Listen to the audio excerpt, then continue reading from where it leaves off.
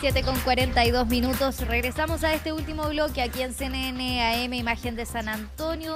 En pantalla, 14 grados se esperan de máxima precipitaciones y se nota ahí en la nubosidad bien intensa y gris a esta hora de la mañana ahí en el puerto de San Antonio. Vamos a ir a nuestro bloque de entrevistas y vamos a seguir hablando de la catástrofe, pero en específico respecto a los derechos laborales de las personas que están en las zonas más complejas y que tienen dificultades, por supuesto, para llegar a sus trabajos. Estamos ya en contacto con Rodrigo Valdivia, socio del área laboral de Grupo Defensa.cl. Rodrigo, muy buenos días, gracias por conversar con nosotros sobre este tema que le interesa a muchas personas, sobre todo que lo están pasando mal en el norte chico de nuestro país. ¿Cómo está? Muy buenos días. Hola Valentina, ¿qué tal? Muy buenos días, muchas gracias. Igualmente, y bueno, en primer lugar, ¿qué establece el Código del Trabajo a propósito de las faltas a la jornada laboral por este tipo de situaciones en donde hay agentes externos que nos impiden llegar a nuestros lugares de trabajo? Mira, es bien simple y es bastante lógico lo que el Código del Trabajo tiene en este sentido, porque si bien sanciona el no asistir a trabajar, incluso hay una causal de despido por faltar 2 días seguidos, 3 días en el mes o 2 lunes dentro del mismo mes, esto se puede justificar si es que hay un motivo fundado o suficiente. Evidentemente, en la situación actual que tenemos, eh, la mayoría de las personas que falten a trabajar por el temporal, porque sufrió daños, porque se encuentra damnificado, va a tener una justificación para, valga la redundancia, justificar esa inasistencia, en cuyo caso, si eventualmente un empleador decide despedirlo porque un trabajador faltó 2 días seguidos, que sería una de las causales que el código tiene, va a poder justificar uno o a lo menos los 2 días, y en ese caso el despido probablemente sea declarado como injustificado. Ahora, Claro. eso no quita que un empleador igual podría hacer el despido. Ojo con eso. Una cosa es que se pueda luego demandar y declarar el despido como injustificado, y otra cosa es que haya una imposibilidad de despido, que eso la ley no lo contempla. Ok, entonces podría haber un despido, pero eventualmente se podría hacer una denuncia a la Dirección del Trabajo si es que hay algún tipo de irregularidad o tengo la documentación o las pruebas suficientes para demostrar que no podía llegar a mi lugar de trabajo. Efectivamente, en ese caso, claro, el primer paso siempre es hacer la reclamo ante la Inspección del Trabajo para que se inicie el proceso de mediación que tienen comparendo, que asiste a trabajador y empleador, y en ese comparendo se puede eventualmente llegar a algún acuerdo, y si no ocurre, ya el paso siguiente son los tribunales del trabajo, que son los que en estos casos tienen la competencia de poder declarar si un despido es justificado o no. Y en ese caso, el trabajador que haya sido despedido por este motivo tendrá que llevar sus medios probatorios para poder justificar esta inasistencia. Ahora, la recomendación siempre es, obviamente, no llegar a esta etapa tanto para empleadores como para trabajadores y comunicarse. Oiga, Claro. jefe, me pasó tal cosa, no voy a poder llegar, estoy damnificado, avisar con tiempo. Y desde el lado de los empleadores también, obviamente, quizá si no es un empleador que tiene tantos trabajadores, preguntar, oye, ¿estás bien? ¿No les pasó nada? Hoy día hay comunicaciones en grupos de WhatsApp o cadenas de correo electrónico, Slack, distintos medios en los cuales podemos comunicarnos con todo el equipo. Y la invitación obviamente es a poder conversar esto, no llegar a situaciones de despido. Espero que eso no ocurra porque evidentemente en la mayoría de los casos no es porque la persona no quiere ir a trabajar, sino porque no pudo, No ya puede, claro. sea porque no pudo trasladarse o porque sufrió daños en su casa o a lo mejor algún familiar cercano, una serie de situaciones que hemos estado viendo durante estos días que están ocurriendo.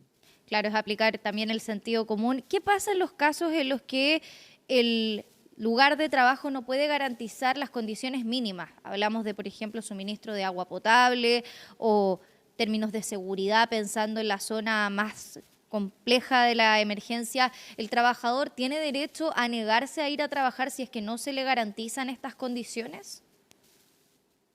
Sí, eso es muy importante porque, a ver, dentro de las normas, sin entrar a detalles de artículos, etcétera, pero hay una que es bastante contundente en cuanto a que el empleador debe preocuparse por el deber de seguridad de todos los trabajadores. O sea, la ley obliga al empleador a dar condiciones adecuadas de seguridad para que los trabajadores que prestan servicios en sus dependencias puedan trabajar sin estar afectados a alguna cuestión que pueda afectar tanto su salud como exponerlo a riesgo. Eso Claro. es una obligación que tiene el empleador y que obviamente si no la cumple está sujeto a sanciones tanto de multas como posibles demandas que le puedan llegar. Entonces, si un empleador no tiene luz para poder trabajar o no tiene agua, que es peor aún porque no puedo ocupar los baños, no puedo tomar agua, etcétera, eh, la primera opción, y que se ha hecho bastante, es ver la posibilidad de que puedan hacer teletrabajo sus trabajadores, siempre que esto sea viable dependiendo del rubro en el cual se desempeñe. Obviamente hay rubros en los cuales el teletrabajo no es viable, pero es una alternativa que se ha ocupado bastante, y no solo en los casos en que no tengo la posibilidad de que no tengo agua, no tengo luz o tengo algún otro problema, porque también puede haber quedado damnificado el lugar de trabajo, Claro. sino que también para evitar riesgos mayores, evitar desplazamientos innecesarios. A lo mejor algún trabajador en su casa no tuvo ningún problema y puede trabajar desde ahí. Entonces, yo creo que, y eso es una cuestión que está ocurriendo, la invitación ahí es a propender a que el teletrabajo sea la herramienta. Y en aquellos casos en que no se puede hacer, el empleador no debería poder operar y el trabajador puede negarse y va a tener, volviendo un poco a lo que ya les comentaba respecto a estas inasistencias, una justificación. Oiga, yo no voy a ir porque no tengo agua, no tengo las condiciones sanitarias ni de seguridad para poder Claro. trabajar, y no exponerme yo a riesgos por ir a desarrollar mi trabajo. Rodrigo. Entonces, ahí también, sí, te escucho. Sí, quería detenerme respecto a esto, porque puede haber circunstancias en las que no se puede operar por lo que ya comentábamos, ¿no? No hay suministro de agua, de luz o el lugar en donde se realiza la tarea está con daños. En ese caso, ¿se pueden descontar parte del dinero del sueldo por no ir a trabajar en ese caso en particular o tiene que recibir el trabajador el sueldo completo independiente de que no haya podido trabajar por estas causas que no dependían de él, básicamente? Es una buena pregunta porque tiene dos respuestas. La primera es de si se puede, se puede. O sea, puede que un empleador lo haga. Ahora, ¿se debe o legalmente está justificado ese descuento?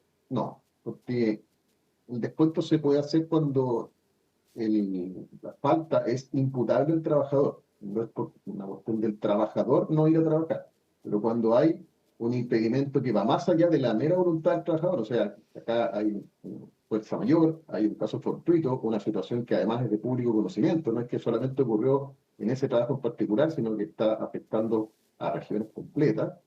No se puede descontar el día de trabajo si no pudo ir un trabajador por una cuestión que no es de su responsabilidad. Claro. Ahora, si a alguna persona lamentablemente se le hace este descuento, también existen los mismos canales que ya señalé anteriormente, inspección del trabajo en primer término, para que se pueda hacer una denuncia por ese descuento y eventualmente lograr el reintegro de ese pago.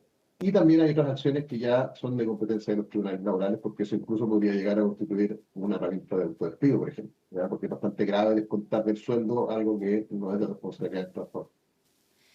Bueno, ahí todo el detalle respecto a esto es un tema bien importante, pensando en que hay muchas personas que están en esta zona. De hecho, estábamos recibiendo algunos de nuestros mensajes que decían, por ejemplo, los recintos comerciales de La Serena, todavía hay algunos que están funcionando, hay trabajadores que tienen que ir, a pesar de que no hay locomoción, hay calles inundadas, por lo tanto, ahí es bueno que los trabajadores sepan cuáles son sus derechos y a dónde pueden acudir en caso de que sean vulnerados. Estamos hablando con Rodrigo Valdivia, socio del área laboral, Grupo Defensa.cl. Le quiero agradecer por este contacto y por explicar también tan claramente cuáles son los derechos y las circunstancias bajo las cuales un trabajador puede no asistir al trabajo, entendiendo también la magnitud de la emergencia. Muchas gracias y que tenga un excelente día. Gracias, Valentín. Buen día. Buenos días.